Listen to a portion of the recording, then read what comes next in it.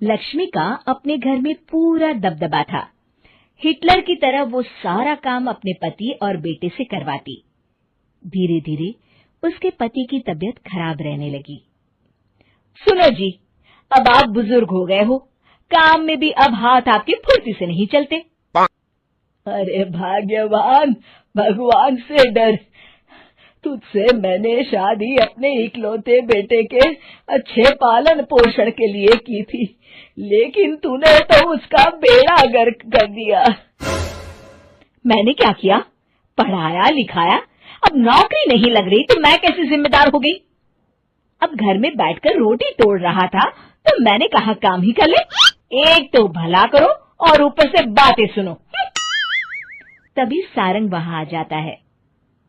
बहुत भूख लगी है माँ, कुछ खाने को दे दो। अब तुम्हारे पापा का हाथ तो चल नहीं रहा है, मैं ही जा रही हूँ आज किचन में, बनाती हूँ कुछ। हे भगवान, कैसे होगा इतना काम मुझसे?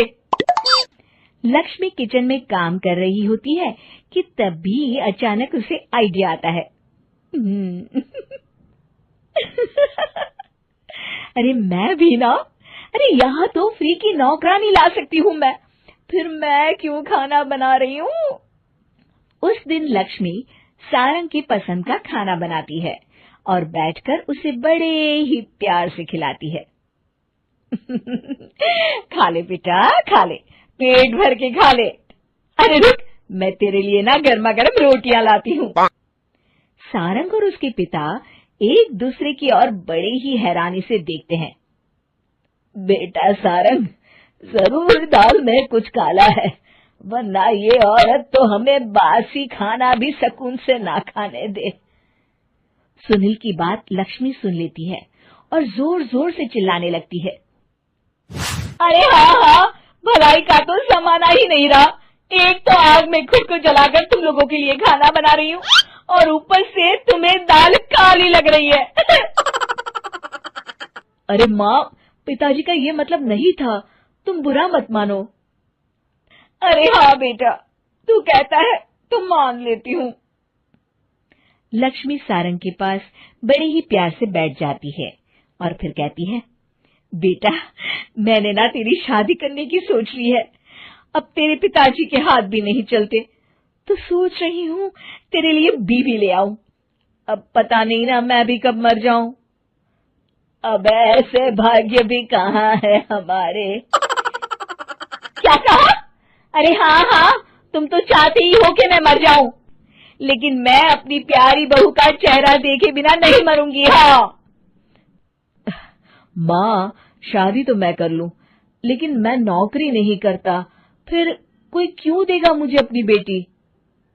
अरे क्यों नहीं देगा बेटी? इतना बड़ा घर, खेल खलियान है, किस चीज की कमी है हमारे पास? जो आएगी राज करेगी, राज। हम तो ना कर पाए राज, ये बोलो कि एक और नौकर तुम्हारे पास आ जाएगा। मैं कहती हूँ चुप हो जाओ। अरे खुद के घर का खाना बनाएगी तो क्या नौकरानी हो जाएगी? अब तुमसे तो किचन का काम होता नहीं, तो कोई तो करेगा ना। ठीक है माँ, तुम जैसा सही समझो बस। अब मेरी एक शर्त है, लड़की जो भी हो वो दिखने में कैसी भी हो या कहीं की भी हो, बस पढ़ी लिखी होनी चाहिए।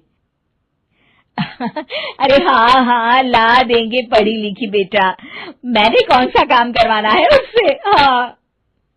और फिर एक दिन पास के गांव की ही रति से सारंग की शादी हो जाती है। रति दिखने में बहुत ही सुंदर थी, साथ ही साथ काफी पढ़ी लिखी थी। रति को लक्ष्मी के सौतेले होने की बात पता नहीं थी। शुरू में जब रति ने सारंग को घर का काम करते देखा तो हैरान रह गई। अरे ये तो अच्छी बात है कि आप घर का काम करते हैं, लेकिन मैं तो घर में ही हूं ना, आप क्यों कर रहे हैं जी? जाइए आप नौकरी के लिए अप्लाई कीजिए ना। तभी लक्ष्मी वहां आ जाती है। अरे रति बहू, करने दे उसे काम। और हाँ, मेरे घर के कुछ नियम है, कायदे हैं, यहाँ बीच में ना ही बोलो तो तुम्हारे लिए अच्छा होगा। रति को लक्ष्मी की बात कुछ अजीब सी लगती है। वो समझ नहीं पाती है कि वो ऐसा व्यवहार क्यों कर रही है, लेकिन उसे लक्ष्मी के सौतेले होने के बारे में कुछ पता नहीं चलता है। फिर एक दिन तो हद ही हो जाती है।